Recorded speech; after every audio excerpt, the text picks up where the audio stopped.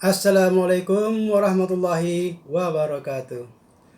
Oke, alhamdulillah alamin wassalatu wassalamu ala asyrafil anbiya wal mursalin wa ala alihi wa sahbihi rasulillahi ajmain. Allahumma shalli ala sayyidina Muhammad wa ala ali sayyidina Muhammad. Ya. Eh, para sahabatku pemirsa channel terindah semuanya dimanapun kita semua berada, semoga kita senantiasa selalu dalam keadaan sehat walafiat dan diberikan kebahagiaan lahir wal batinah, dan diberikan kesejahteraan lahir wal batinah, dan diberikan umur yang panjang, umur yang untuk senantiasa beribadah kepada Allah Subhanahu wa taala, sehingga membuat hidup kita selalu barokah untuk kita semua, dan Allah senantiasa memberikan rahmat dan karunia kepada kita selalu. Amin ya rabbal alamin. Para sahabatku terindah semuanya, senang pada kali ini saya tampil lagi di video ini setelah 4 hari yang lalu saya upload video terakhir saya tentang malapetaka di Rempang yang sampai saat ini belum ada penyelesaian. Dan pada video kali ini juga saya akan membahas keterkaitan antara semua situasi politik yang ada di Indonesia dengan kemungkinan-kemungkinan yang mungkin yang bisa kita prediksi dalam waktu yang sesingkat-singkatnya di video kali ini. Oke, para sahabat, sebelum saya membahasnya ini, seperti biasa saya meminta kepada para sahabatku semua untuk berilah komen pada video ini dan juga klik like-nya, dan juga share lah video ini kepada kawan-kawan kita semua. Dan juga yang sangat juga penting, yaitu tonton video ini dari awal hingga selesai, sehingga apa yang kita lakukan tadi itu akan menjadi amal jariah bagi kita semua, dan juga akan bisa menambahkan semacam pengetahuan kita tentang politik. Karena ada seorang ahli politik mengatakan bahwa sebuta-butanya yang paling buruk bagi manusia modern saat ini adalah ketika seseorang buta politik, sehingga dia tidak tahu apa yang terjadi pada politik ini, sehingga dia tidak tahu kenapa beras menjadi mahal, kenapa pendidikan juga menjadi mahal, kenapa akses semua menjadi terhambat. Nah, karena kita buta politik. Untuk itu, agar tidak menjadi buta politik, saksikan video ini dari awal hingga selesai, sehingga kita bisa memutuskan apa yang harus kita perbuat untuk negeri ini melalui keputusan kita yang sangat sederhana. Oke, para sahabatku terindah,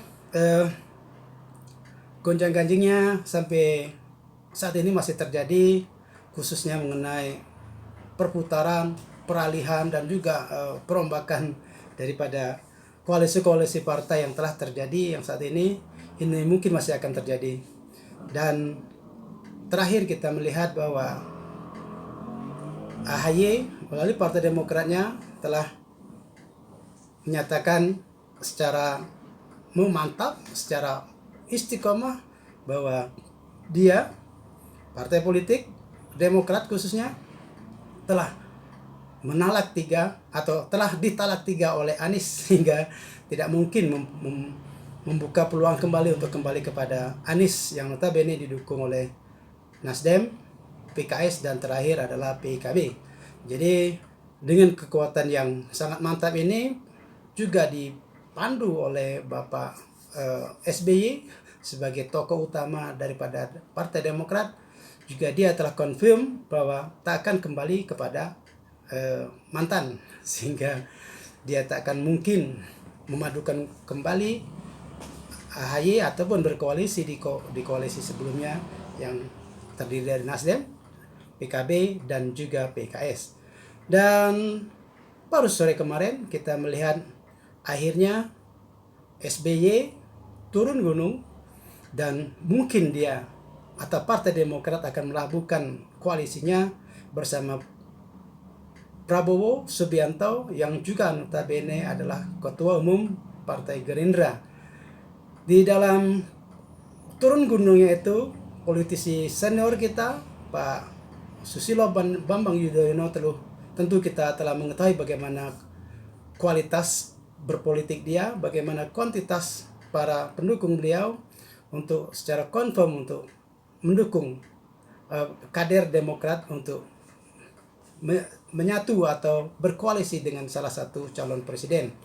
Dan sampai saat ini memang belum ada deklarasi dari Demokrat untuk menyatu kepada Prabowo dalam barternya apa, kan tetapi sepertinya mengenai barter untuk mendudukkan AHY sebagai wakil presiden mungkin belum mau disoundingkan di awal-awal ini. Tapi kita tidak bisa melihat atau belum bisa menentukan apa yang kira-kira akan terjadi ke depannya. Apakah harus AHY ditempatkan sebagai wapresnya Prabowo ataukah tidak? Dan tentu Pak SBY yang turun tangan ini, dia secara all out akan menempatkan atau kembali membangkitkan, menjayakan kembali Partai Demokrat untuk benar-benar berfungsi secara struktural di dalam negeri ini, untuk kembali mengelola negeri ini dan berkoalisi pada salah satu capres yang memungkinkan untuk memenangi kontestasi pertarungan politik. Meskipun sama-sama kita ketahui bahwa sebelumnya AHY bersama koalisi terdahulunya mengusung koalisi perubahan untuk perbaikan negeri ini, akan tetapi mungkin ketika bergabung dengan Prabowo, mungkin koalisi untuk perubahan itu, untuk perbaikan itu mungkin akan blur atau mungkin akan diadopsi atau mungkin akan disublimasi dengan apa yang telah dijadikan program oleh Pak Prabowo Subianto. Ya, seperti koalisi Indonesia Maju, perubahan apa yang kira-kira bisa membuat Indonesia ini maju, sehingga tidak kata-kata perubahan yang diusung oleh Demokrat itu mungkin akan hilang sublim ke dalam kata-kata maju di dalam koalisi Indonesia Maju. Dan saya akan kembali mengulas di sini tentang perjalanan reformasi Indonesia kita yang telah memasuki tahun yang ke 25,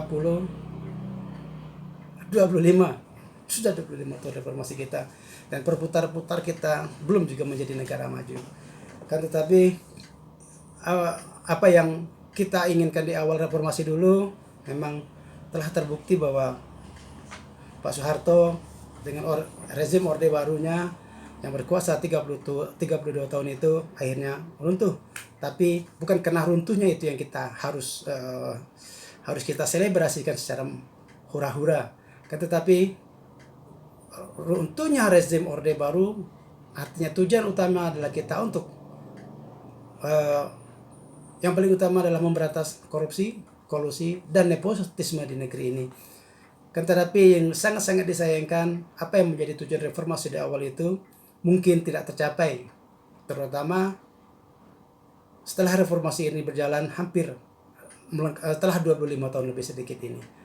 Dan ini merupakan suatu hal yang sangat menyedihkan bagi kita bangsa Indonesia, karena kita telah sama-sama menyaksikan reformasi menelan banyak korban, darah dan air mata supaya Indonesia bisa berpesta dalam demokrasi yang benar-benar artinya demokrasi yang demokratis, untuk menuju ke kesejahteraan, kemajuan, dan kebahagiaan kehidupan berbangsa dan bernegara yang saat itu sangat didamba-dambakan. Nah, setelah memasuki ke 25 tahun, ternyata itu semua belum dapat kita rasakan.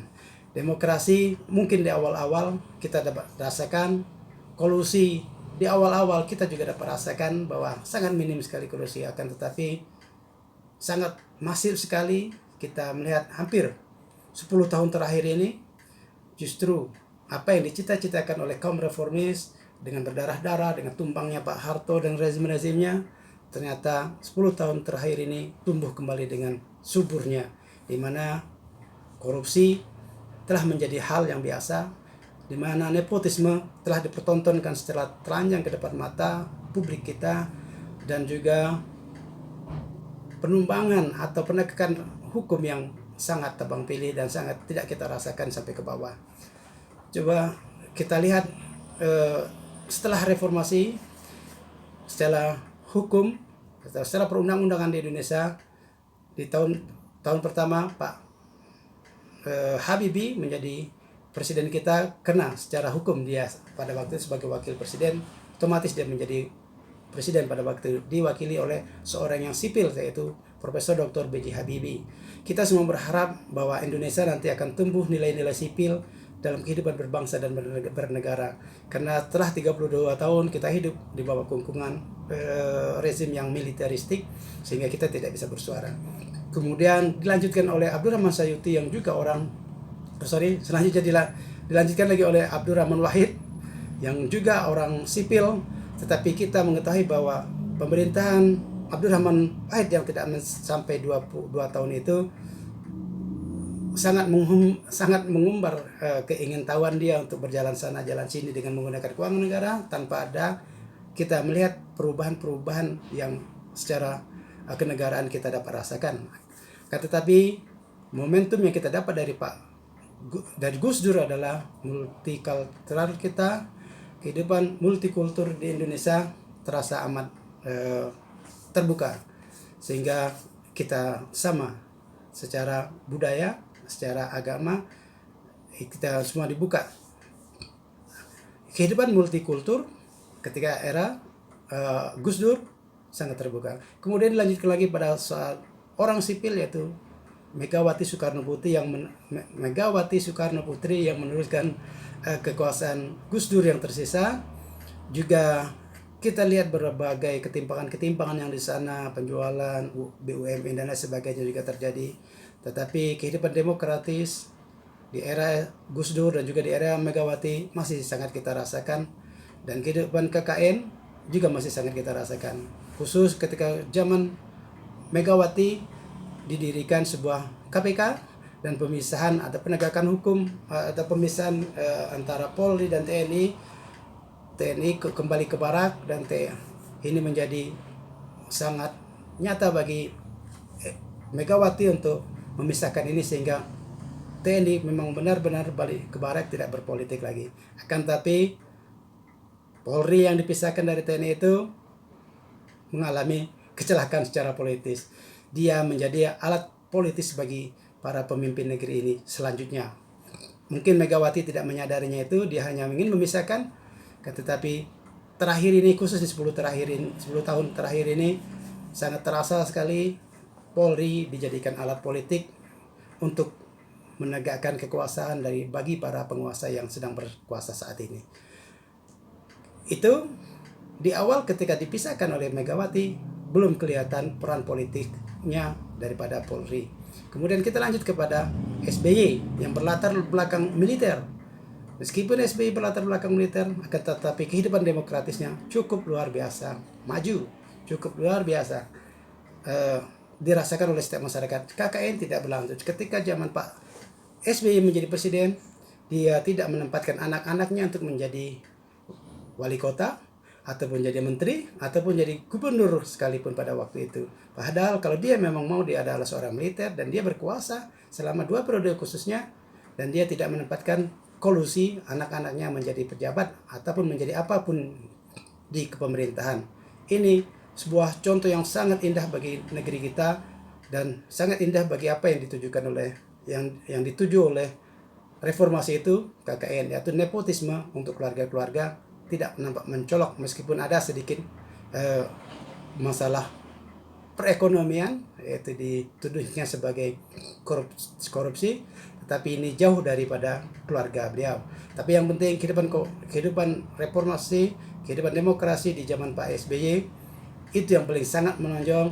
Tidak ada anaknya satupun yang menjadi pejabat, kecuali hanya menjadi anggota DPR RI melalui Partai Demokrat itu sendiri. Itu sebuah hal politik yang siapapun boleh melakukannya, tapi tidak melalui backup daripada bapaknya yang pada waktu itu presiden. Akan tetapi SBY yang militer itu, dia hidup, nilai-nilai sipilnya hidup ketika dia menjadi presiden.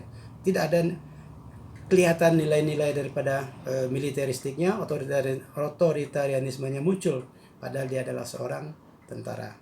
Kemudian kita lihat selanjutnya, hingga hari ini di zaman pemerintahan Pak Jokowi yang notabene mungkin 110 atau 150% total orang-orang sipil. Pak Jokowi adalah seorang orang sipil, berlatar belakang sebagai seorang pengusaha mebel yang memang benar-benar sipil.